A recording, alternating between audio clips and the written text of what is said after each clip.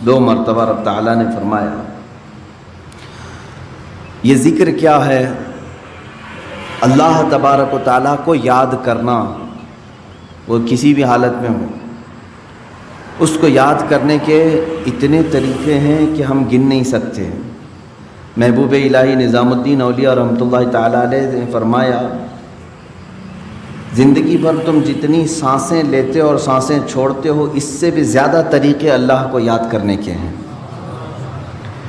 ہم یہ سمجھتے ہیں صرف اللہ اللہ کہنا یہ ذکر ہے، سبحان اللہ کہنا یہ ذکر ہے، الحمدللہ اللہ اکبر کہنا یہ ذکر ہے۔ یہ ذکر کا ایک پارٹ ہے، ایک حصہ ہے، اور ذکر ہر ایک کا الگ الگ انداز سے ہے۔ انسانوں کا ذکر الگ ہے، جانوروں کا الگ ہے، ملائکہ کا الگ ہے، جنات کا الگ ہے، مچھلیوں کا الگ ہے، چیونٹیوں کا الگ ہے۔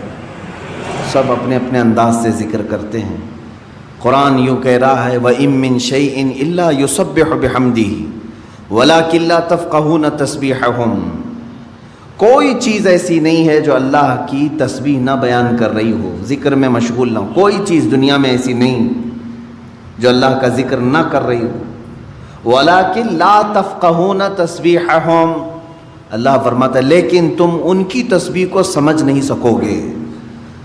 درخت، پیڑ، پودے کس طرح سے ذکر کرتے ہیں تمہیں معلوم نہیں، ان کا انداز الگ ہے، جانوروں کا انداز الگ ہے۔ حتیٰ کہ میرے عزیزو، یہ انسانوں اور دوسری مخلوقات میں اللہ نے فرق بھی کیسا رکھا ہے، قربان جاؤ اس کی رحمتوں پر۔ اس کا اصول یہ ہے اللہ کا، جانوروں میں اگر کوئی جانور ذکر کرنے سے ایک لمحے کے لیے اگر غافل ہوا، ایک لمحے کے لیے، 1 منٹ کے لیے غافل ہوا، تو اس کی موت آ جائے گی اسی وقت۔ کوئی پرندہ اگر تھوڑی دیر کے لیے ذکر کو موقوف کر دیا اللہ کی بارگاہ میں، تو فرمایا جاتا ہے کہ اس کا یا تو شکار ہو جائے گا یا مر جائے گا۔ درخت اگر ذکر الہی سے تھوڑی دیر کے لیے غافل ہو جائے تو درخت وہ سوکھ جائے گا یا جل جائے گا یا ختم ہو جائے گا۔ لیکن انسان برسا برس بھی ذکر نہ کر کے اس زمین پر جی رہا ہے، یہ اس کی رحمت کاملہ۔ اللہ رب العزت نے اپنے اشرف المخلوقات مخلوق کو، اس انسانی مخلوق کو اللہ نے بہت ساری چیزوں میں درگزر کر کے رکھا ہے، معاف کر کے رکھا ہے۔ اس کا نام لو تو بھی کھلا رہا ہے، نہ لو تو بھی کھلا رہا ہے، حساب تو بعد میں ہونا ہے۔ عزیزان گرامی، بزرگان دین نے جو ذکر کے طریقے الگ الگ انداز سے بیان کیے ہیں، میں یہ مجلس تصوف ہے، یہ مجلس ذکر ہے، میں صرف اور صرف قلب کی بات کرنا چاہوں گا، دل کی بات۔ آج کے دور میں پوری کی پوری طاقت لگا دیتے ہیں اپنی صحت کو صحیح کرنے کے لیے۔ اگر آپ کا گھٹنا خراب ہوا تو مجھے یہاں تک خبر ملی کہ ایک گھٹنے کا آپریشن 1.5 لاکھ روپے سے، دل کا آپریشن، سر کا آپریشن، آنکھ کا آپریشن، ہاتھ کا آپریشن، جہاں کہیں تھوڑی خرابی آئی آپ مال خرچ کر کے اس کو صحیح کرانا چاہیں گے۔ جو لا علاج بیماری ہے کینسر، سب کو معلوم ہے، اس کے باوجود بھی کینسر ہونے کے بعد کوئی خاموش بیٹھتا ہے کہ چھوڑو اب تو مرنا ہی ہے؟ علاج میں وہ بھی 2-5 لاکھ روپے خرچ کر ہی دیتا ہے، اسے معلوم ہے کہ صحیح نہیں ہوتی، کوشش کرنے میں کیا گئے۔ کتنی حیرت کی بات ہے کہ یہ بیماریاں جو جسم کو لگی ہیں، ان کو صحیح کرنے کے لیے مال بھی خرچ کرتے ہیں، وقت بھی خرچ کرتے ہیں، لیکن جو گناہوں کی بیماری دل میں لگی ہوتی ہے اس کے علاج کے لیے کوئی بندہ کوشش بھی نہیں کرتا۔ اس میں نہ پیسہ خرچ کرنے کی ضرورت ہے آپ کو، نہ ہی بہت زیادہ محنت کی ضرورت ہے۔ چند چیزیں ہیں کہ اگر قلب دھو دیا جائے تو پاک ہو جائے گا۔ دلوں کی سختی بندے کو انسان سے گرا کر جانور کے درجے پر لے آتی ہے، بلکہ جانور سے بھی بدتر۔ قرآن میں اللہ تعالیٰ نے فرمایا پہلے پارے میں، ثم قست قلوبهم من بعد ذلك فهي كالحجارة او اشد قسوة، لوگوں کے دل پتھر کی طرح سخت ہو گئے، نہیں بلکہ اس سے بھی زیادہ سخت ہو گئے۔ اللہ فرما رہا ہے کچھ لوگ ایسے ہیں جن کے دل پتھروں سے زیادہ سخت ہوتے ہیں۔ پتھر میں کوئی چیز داخل بھی نہیں ہوتی، اندر سے کوئی چیز باہر بھی نہیں آتی۔ تو جس کا دل سخت ہو گیا ہے، ہدایت کی کوئی بات اس کے دل میں داخل بھی نہیں ہوتی اور کوئی بھی اچھی بات وہ قبول بھی نہیں کرتا، انہی لوگوں کے متعلق قرآن کہتا ہے صم بکم عمی فہم لا یرجعون۔ یہ کس کے لیے ہے؟ اندھے ہیں، گونگے ہیں، بہرے ہیں، وہ اب لوٹنے والے نہیں۔ قرآن میں اللہ تعالیٰ فرماتا ہے ختم اللہ علی قلوبہم وعلی سمعہم وعلی ابصارہم غشاوہ، اللہ نے ان کے دلوں پر مہر لگا دیا، ان کی آنکھوں پر، ان کے کانوں پر پردے پڑے ہوئے ہیں، ان کے لیے دردناک عذاب ہے۔ میرے عزیزو یاد رکھو، ایک مومن کے لیے سب سے پہلی چیز قلب کا تصفیہ، دل کا علاج کرانا۔ دل کا علاج سے مراد کسی کارڈیالوجی کے پاس جا کر کے نہیں، وہ تو خون کی نالیوں کو تو صحیح کر لے گا، لیکن دل کے اندر جو گناہوں کا میل ہے اس کو کوئی کارڈیالوجی صحیح نہیں کرتا، اس کو ڈاکٹرز نہیں صحیح کریں گے۔ اور یہ بیماری نہ تمہیں ایکس رے میں بھی نظر نہیں آئے گی، ہاں اس کی نشانیاں بزرگوں نے بیان کی ہیں، تم خود پرکھ سکتے ہو۔ اگر قرآن پڑھنے میں دل نہیں لگتا ہے تو سمجھ لو کہ دل کالا ہو رہا ہے۔ مسجد میں زیادہ دیر بیٹھنے میں دل نہیں لگتا ہے تو سمجھ لو کہ دل کالا ہو چکا ہے۔ اللہ کی راہ میں خیرات کرنے سے دل ہاتھ نہیں اٹھتا تو سمجھ لو کہ دل پورا کالا ہو چکا ہے۔ ایسی نشانیاں بہت ساری ہیں۔ آیات قرآنیاں پڑھی جا رہی ہیں، سننے کا شوق نہیں، لیکن وہی گانے گھنٹوں سنتا ہے، یہ دل کے کالے ہونے کی علامات۔ تھوڑی دیر اپنے والدین کو دیکھ نہیں سکتا، لیکن گھنٹوں غیر محرم عورتوں کو دیکھنے کا شوق ہے۔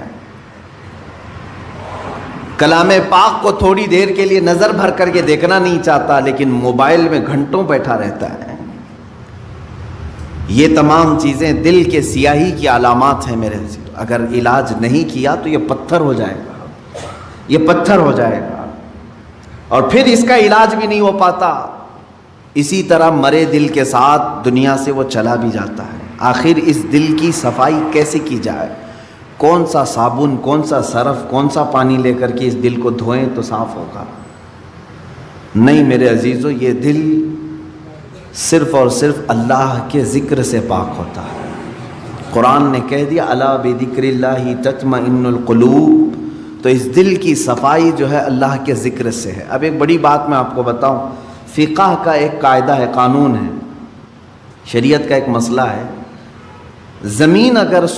زمین پر اگر نجاست پڑ گئی، کیسے پاک کریں گے آپ؟ کھلی زمین تھی، گوبر پڑا ہوا ہے، پاک کرنے کا طریقہ، ہر چیز کو پاک کرنے کا طریقہ الگ الگ ہے۔ مسائل آپ پڑھیں گے تو سمجھ میں آئے گا۔ کپڑے پر لگے تو دھونا ہے، بدن پر لگے تو دھونا ہے، برتن پہ لگے تو دھونا ہے، الگ الگ طریقے ہیں سب نجاستوں کو پاک کرنے کا۔ کپڑے پر اگر نجاست لگی ہے تو 3 مرتبہ دھونا ہے آپ کو۔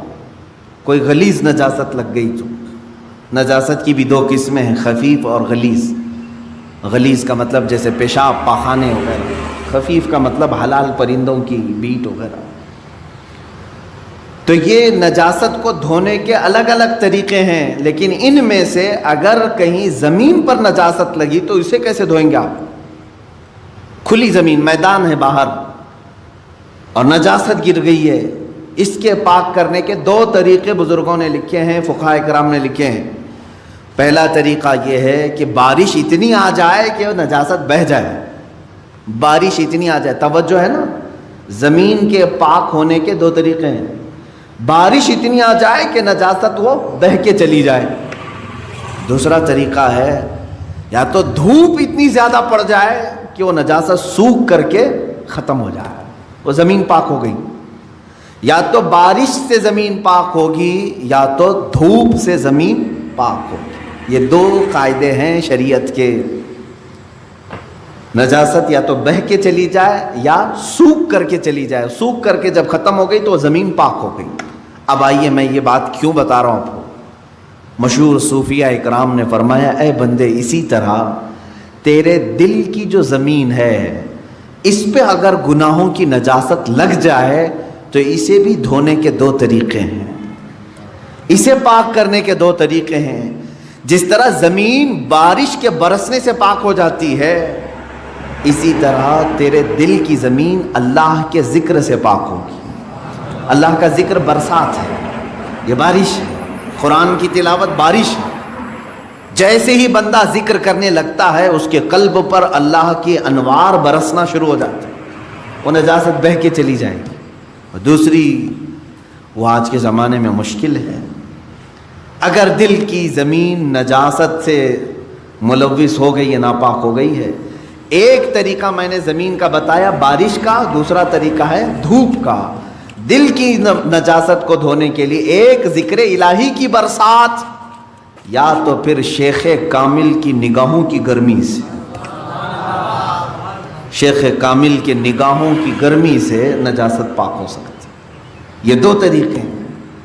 شیخ کامل کا حصول معمولی بات نہیں ہے، اس میں برسا برس لوگ تلاش میں لگانا چاہیے، لیکن یہاں تو آج حال یہ ہے کہ کہیں سے کوئی بھٹک کے پیر میرے گھر آ جائے میں اس کا دامن پکڑ لوں گا۔ در حقیقت جسے اپنے بیماریوں کو صحیح کرنے کی طلب ہے وہ سچے پیر کی تلاش میں گھومتا پھرتا رہے گا، یہ نہیں کہ بازار میں بیٹھ کر کے انتظار کرے گا۔ اسے تو ڈھونڈتے رہنا چاہیے کنٹینیو کہ کہیں مجھے شیخ کامل ملے جو میرے دل کے مرض کا علاج کرے، جس کے پاس بیٹھوں تو مجھے گناہوں سے نفرت پیدا ہو جائے اور میرے دل کے اندر گناہوں کی جو نجاست ہے اس کی نگاہوں کی گرمی سے دھل جائے۔